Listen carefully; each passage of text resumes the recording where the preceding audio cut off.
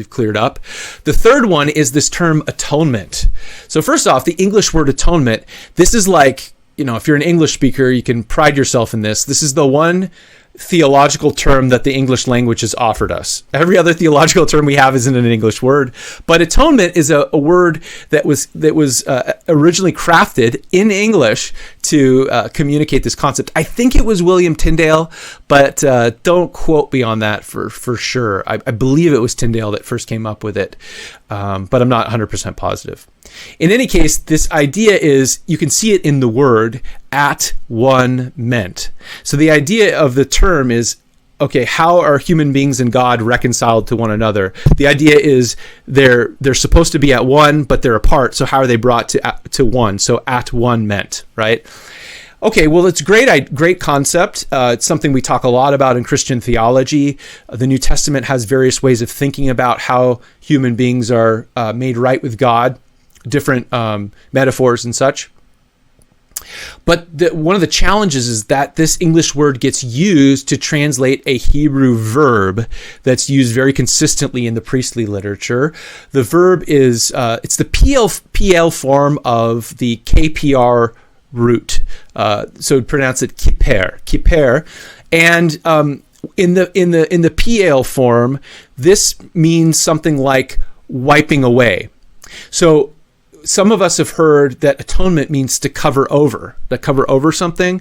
This is the idea of getting the cover of the ark kind of thing. And that works for this root in a different form. But when it's in the PL root, it means actually the opposite of covering. It's wiping something away, like getting rid of it, right? Vigorous wiping to get rid of this thing. So back to this idea kind of cleansing, right? And we see some of the challenges with translating kippur in the Greek of Leviticus, where in many cases when kippur has to do with sin, the Greek translator will opt for this verb of propitiation, appeasement, hilaskomai. But when it's used for cleansing, because it's not just involved with sin, it's also involved with cleansing, they'll opt for another verb, like katharizo or something like that, where you're cleansing the person, or something is being cleansed. So yeah, this term that we see throughout the priestly literature, atonement, want to be careful that we don't import everything we think about the atonement of Jesus into this term, because it's really having to do with the wiping away or cleansing activity. It's also interesting that if you look at Leviticus, the primary object of what gets atoned for is the sancta. That is to say, the tabernacle or the temple, the altar, and once a year, in the Holy of Holies, the mercy seat, the kaparet. The idea here is that God dwelling with his people, God's holiness, kind of in a paradoxical way, is a magnet for the forces of death and sin, and by God graciously dwelling with the people, God takes this on, or the tabernacle takes this stuff on. And so it needs to be de-sinned, if you will, or cleaned, wiped away through this process of atonement. So it's actually the tabernacle itself, the holy place, the holy places that need to be de-sinned or cleaned. But there also is, and this, by the way, is a major insight of Jacob Milgram. Again, he kind of popularized this idea, and most people follow him on it. He may have been a little bit too rigid on this, though, where he argued that atonement never really applies to the people, only to the sancta, except on the Day of Atonement, and what atones for the people is their contrition for their sin, not the sacrifice itself. That was kind of Milgram's take in a nutshell. One of his students, Roy Gain, argued that actually within the regular, Leviticus 4 sin offering, yes, there's the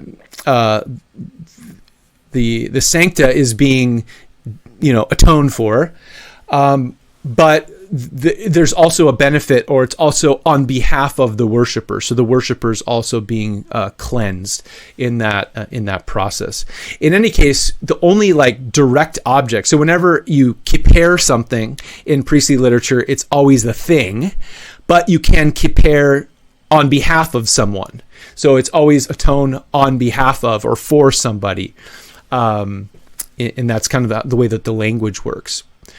So as I already mentioned, atonement in Leviticus is for more than sin, right? It's for sin, but it's also for ritual impurity, which is not a moral issue, right?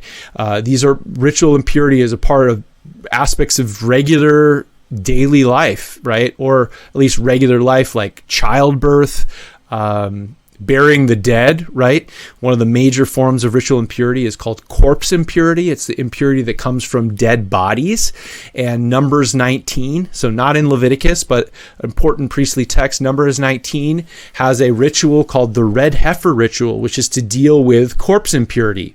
And you make you take the ashes of the red heifer and you mix it with hyssop and some red wool. You make this whole concoction and then you sprinkle it on the people to cleanse them, right? So the idea here is atonement is broader than just sin. And maybe I'll pause here to help connect us just a little bit to the New Testament. When you see the New Testament dealing with atonement more broadly, it's always more than strictly moral issue of sin. It's dealing with our sin and our mortality. So the fact that we're human beings, we're born we're from dust, and to dust we will return. It's dealing with both of those things really together. And we see, for example, in the book of Hebrews, which we're going to discuss next week, there's a constant emphasis by the writer that Jesus shares our weakness. Asthenia is the term that the writer keeps using. And that weakness without sinning. So he shares our human weaknesses, our humanity, without sinning. This is the idea of our mortality that the Son takes on. And that's a part of the whole process of the atonement that he makes on our behalf. So when we think about the New Testament and resurrection, right? Resurrection is liberating us not just from like some of the things we do bad, right? There's a total forgiveness, of course, for our transgressions, but it's also liberating us from bodies that are subject to sin and death to a new resurrection life.